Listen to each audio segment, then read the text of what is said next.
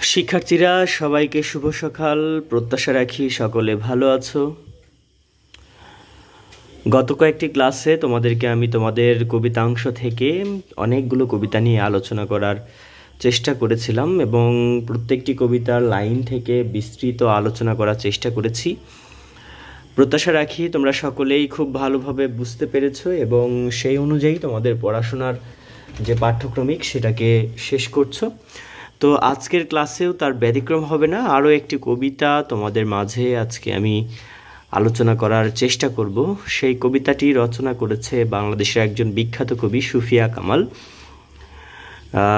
তার যে কবিতাটি তোমাদের পাঠ্যপুস্তকের অন্তর্ভুক্ত করা হয়েছে সেই কবিতাটির নাম হচ্ছে জাগো তবে অরণ্য কন্যারা।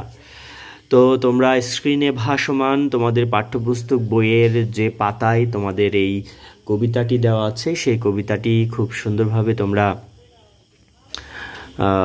দেখতে পাচ্ছ। তো যদি নেটওয়ার্ক জনিত সমস্যার কারণে এই স্ক্রিনে ভাসমান লেখাগুলো তোমাদের বুঝতে সমস্যা হয় তাহলে সরাসরি তোমাদের বই থেকে খুলে বইয়ের পাতা থেকে তোমরা একটু বোঝার চেষ্টা করবে। আমি তোমাদেরকে শুরুতেই এই কবিতাটি যিনি লিখেছেন সুফিয়া কামাল এবং তোমাদের পাঠ্যপুস্তক বইয়ের ভিতরে শব্দার্থ টিকা এবং তোমাদের পাঠ পরিচিতি যেটা দেওয়া আছে সেই পাঠ পরিচিতি নিয়ে আলোচনা করার চেষ্টা করব। তো এখানে শুরুতেই তোমাদের সুফিয়া কামাল যিনি তোমাদের কবিতাটি লিখেছেন তার সম্পর্কে কিছু কথা একটু তোমাদের জানা প্রয়োজন, সেটা সবার শুরুতেই তোমাদের একটু জানিয়ে দিই। তো সুফিয়া কামাল 1911 সালের 20 জুন বরিশাল জেলার শায়েস্তাবাদ গ্রামে তার মামার বাড়িতে জন্মগ্রহণ করেন আর তার পৈতৃক নিবাস ছিল কুমিল্লায়। এই যে তোমাদের পাশের যে একটি জেলা রয়েছে সেটাতেই তিনি তার পৈতৃক নিবাস ছিল এবং খুবই গুরুত্বপূর্ণ একটি সাল 1911 সালে তিনি জন্মগ্রহণ করেছিলেন। সে আমলে মেয়েদের লেখাপড়ার মোটেই সুযোগ ছিল না। তিনি নিজের চেষ্টায় লেখাপড়া শিখে ছোটবেলা থেকেই কবিতা চর্চা শুরু করেছিলেন। তো আমরা আরও একজন বিশিষ্ট আমাদের লেখিকা যিনি রয়েছেন তার সম্পর্কেও আমরা এর আগে পড়েছি, সেটা হচ্ছে যে বেগম রোকেয়া সাখাওয়াত হোসেন। তিনি 1880 খ্রিস্টাব্দে জন্মগ্রহণ করেছিলেন এবং সেই সময়কালেও কিন্তু বেগম রোকেয়ার সময়কালেও সুফিয়া কামালের মতো কিন্তু হচ্ছে এইরকম যে মহিলাদের পড়াশোনা করার যে সুযোগ সেই সুযোগটা ছিল না। তো সেই সময় থেকে 1880 থেকে কিছুটা গণ্ডি মানে কিছুটা দূর পেরিয়ে এসে আমাদের সমাজটাকে ততটা বেশি তৎক্ষণাৎ পরিবর্তন হয়নি 1911 খ্রিস্টাব্দে। তো সেই সময়কালে এসে সুফিয়া কামালের জন্য পড়াশোনাটার মোটেও সুযোগ ছিল না এবং 1911 সালে আরও একটি গুরুত্বপূর্ণ বিষয়ের জন্য আমাদের কাছে গুরুত্বপূর্ণ, সেটা হচ্ছে 1911 সালে বঙ্গভঙ্গ যেটা হয়েছিল সেটাকে আর কি রোধ করা হয়। তারপরে দেখো কিছুকালে তিনি কলকাতার একটি বিদ্যালয়ে শিক্ষকতা করেন। সুদীর্ঘ কাল ধরে সাহিত্য চর্চা, সমাজসেবা ও নারী কল্যাণমূলক নানা কাজের সঙ্গেই তিনি জড়িত ছিলেন। তার কবিতা সহজ ভাষা, সুললিত ছন্দ, ব্যঞ্জনাময়। কবি সুফিয়া কামালের উল্লেখযোগ্য কাব্যগ্রন্থ হল সাঝের মায়া, মায়া কাজল, মোর জাদুদের সমাধি পরে। তার স্মৃতিকথামূলক গ্রন্থ 71-এর ডায়েরি। শিশুদের জন্য তিনি লিখেছেন ইতল বিতল ও নওল কিশোরের দরবারে। তো সবার শুরুতে তোমরা এই যে এখানে নামগুলো দেওয়া আছে তিনি কোন কাব্যগ্রন্থগুলো রচনা করেছেন, স্মৃতিকথামূলক গ্রন্থগুলো রচনা করেছেন, এগুলো আমাদেরকে পড়ে নিতে হবে, মুখস্থ করে রাখতে হবে। কবি সুফিয়া কামাল তার কবি প্রতিভার জন্য অনেক পুরস্কার লাভ করেছেন। এখানে যে পুরস্কার শব্দটি রয়েছে তোমাদের বইতে বাংলা দ্বিতীয় যে বই রয়েছে সেই বাংলা দ্বিতীয় বইয়ের ভেতরে বানান নামক যে অধ্যায় রয়েছে সেই বানান অধ্যায়ের দ্বিতীয় পৃষ্ঠায় নত্যবিধান, বানান অধ্যায়ের দ্বিতীয় পৃষ্ঠায় নত্যবিধান এবং তৃতীয় পৃষ্ঠায় হচ্ছে সত্যবিধান দেওয়া আছে। সেই সত্যবিধানের ওখানে একটি নিয়ম দেওয়া আছে যে রি র মূর্ধন্যস্বয়ের পরে যদি স্বরীয় ধ্বনি থাকে তারপরে যদি দন্ত স আসে তাহলে সে দন্তস্ব অথবা মূর্ধন্যস্ব এটা নিয়ে আমাদের কনফিউশন হয়।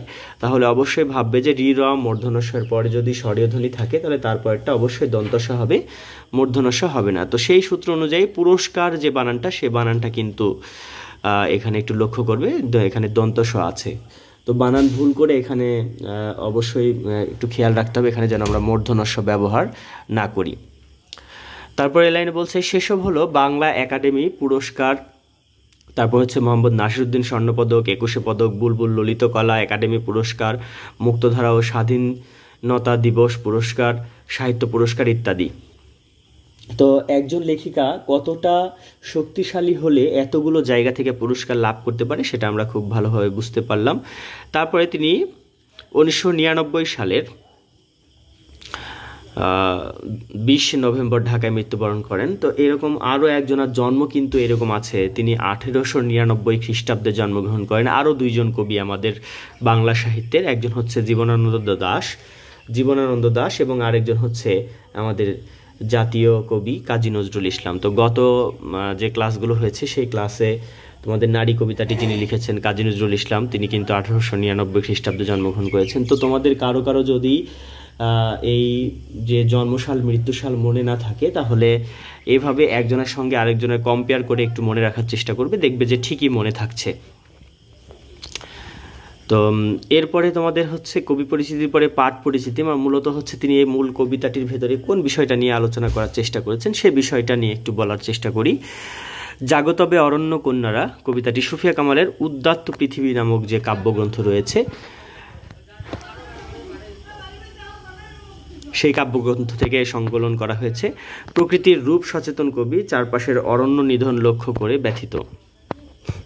কি বলছে? প্রকৃতির রূপ সচেতন এই যে কবি আমাদের সুফিয়া কামাল রয়েছেন, তিনি অরণ্য নিধন মানে হচ্ছে আমাদের যে চারপাশের অরণ্য রয়েছে সেই অরণ্যটাকে নিধন করা হচ্ছে, মানে হচ্ছে যে হত্যা করা হচ্ছে, সেই লক্ষ্য করে তিনি ব্যথিত হচ্ছেন। তাই মৌসুমী ফুলের গান আর তার কণ্ঠে জাগে না, বরং চারপাশে সবুজ প্রকৃতির বিলীন হাওয়া দেখে তার মন হাহাকার করে ওঠে।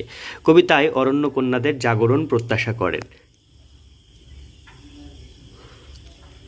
তিনি চান দিকে দিকে আবার সবুজ বৃক্ষের সমারোহের সৃষ্টি হোক, ফুলে ও ফসলে ভরে উঠুক পৃথিবী, মানুষের অস্তিত্ব রক্ষা পাক বিপন্নতার হাত থেকে।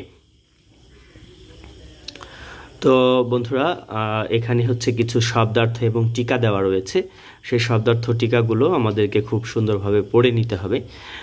তো যেহেতু সরাসরি তোমাদের সাথে ক্লাসে দেখা হচ্ছে না, সেহেতু তোমাদের এখানে যে শব্দার্থ টিকাগুলো রয়েছে সেগুলো আমি একবার পড়ে দিচ্ছি, তোমরা এগুলো বাসায় সুন্দরভাবে মুখস্থ করার চেষ্টা করবে। শুধুমাত্র শব্দার্থ টিকা না, পাঠ পরিচিতি, লেখক পরিচিতি, কবি পরিচিতি এবং পুরো কবিতাটিকে একবার করে পড়ার চেষ্টা করবে।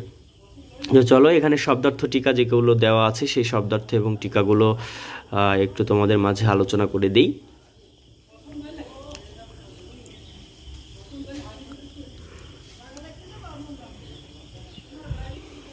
এখানে বলছে ক্ষুধার্ত ভয়ার্ত দৃষ্টি।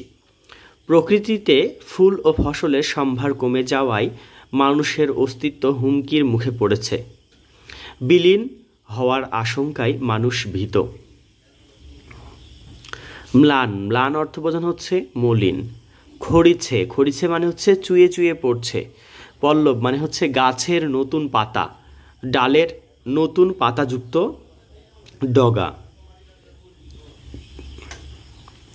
যেখানে খড়িছে স্নেহ পল্লবের নিবিড় ছায়ায়, মাটির মমতা রস পেয়ে বৃক্ষ শাখায় নতুন পাতা গজিয়েছে। জাগো তবে অরণ্য কন্যারা। কবি বৃক্ষকন্যাদের জেগে ওঠার আহ্বান জানাচ্ছেন প্রকৃতিকে আবার শ্যামল সবুজে ফুলে ফুলে ভরিয়ে তোলার জন্যে। বৃক্ষের বক্ষের বন্যি জ্বালা, মানুষ প্রকৃতির ওপর হস্তক্ষেপ করায় বন উজাড় হচ্ছে। বৃক্ষ নিধন বাড়ছে, বৃক্ষের বুকে তাই যন্ত্রণার আগুন। মেলি লেলিহান শিখা, কবি তরুকন্যাকে আহ্বান জানাচ্ছেন তার শাখায় শাখায় আগুন রঙা ফুল ফুটিয়ে আকাশে শাখা বিস্তার করতে। কঙ্কন, কঙ্কন মানে হচ্ছে কাকন, নারীর হাতের অলঙ্কার বিশেষ। তারপর হচ্ছে মুমূর্ষু। এখানে খুব সুন্দরভাবে তোমরা মুমূর্ষু নামক যে বানানটা রয়েছে সেই মুমূর্ষু বানানটা খুব ভালোভাবে মুখস্থ করার চেষ্টা করবে। একটু খেয়াল করবে যে মুমূর্ষু বানানে প্রথমে হ্রস্ব উকার, পরে দীর্ঘ উকার, তারপরে আবার হ্রস্ব উকার হবে। বানানের ক্ষেত্রে সবসময় মনে রাখবে যে পরপর যদি 3টা 4টা এরকম হ্রস্ব দীর্ঘ থাকে, তাহলে সে বানানটা অবশ্যই এরকম মনে রাখবে যে প্রথম যে বর্ণ সে বর্ণটাতে হ্রস্ব উকার, তার দ্বিতীয় বর্ণে দীর্ঘ উকার, তার তৃতীয় বর্ণে হচ্ছে হ্রস্ব উকার, আবার চতুর্থ বর্ণ যদি আসে তাহলে সেই চতুর্থ বর্ণে আবারও কী হবে, দীর্ঘ উকার হবে। ঠিক একই রকমভাবে পিপিলিকা বানান দেখো, পিপিলিকা বানানে হ্রস্ব ইকার, দীর্ঘ ইকার, হ্রস্ব ইকার, দীর্ঘ ইকার, এভাবে মনে রাখার চেষ্টা করবে। তার একটু পূর্বেই কিন্তু দেখো একটা বানান দেওয়া আছে কঙ্কন।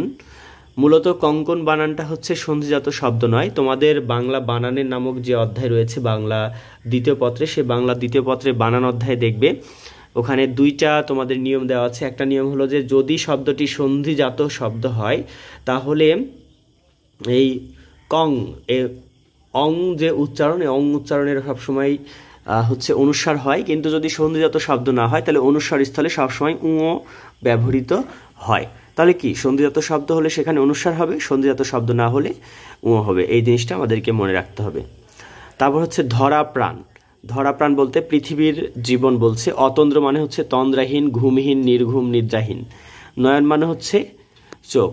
তো বন্ধুরা, তোমাদের আজকের যে কবিতা, সে কবিতা তা জাগতবে অরণ্যকন্যারা নিয়ে আজকে আলোচনা করলাম। মূলত আজকে কবিতার বিস্তৃত আলোচনা নিয়ে আমি ক্লাসটা নেইনি। আজকে তোমাদের পাঠ্যপুস্তক বইয়ের অন্তর্ভুক্ত যে সকল জিনিসগুলো সবচেয়ে বেশি গুরুত্বপূর্ণ একটি কবিতা পড়ার জন্য, সেই বিষয়গুলো নিয়ে আলোচনা করেছি। আশা করি তোমরা খুব ভালোভাবে বুঝতে পেরেছো। সেগুলো তোমরা পরবর্তী ক্লাসে যখন করবে, সেই ক্লাস করার পূর্বে এগুলো একটু খুব সুন্দরভাবে ভালোভাবে মুখস্থ করে নেবে। পরবর্তী ক্লাসে প্রত্যেকটি কবিতাটির প্রত্যেকটি লাইনগুলো আমরা খুব সুন্দরভাবে বিস্তৃত আলোচনা করার চেষ্টা করব। সে পর্যন্ত সবাই সুস্থ থাকবে, ভালো থাকবে। সবাইকে ধন্যবাদ।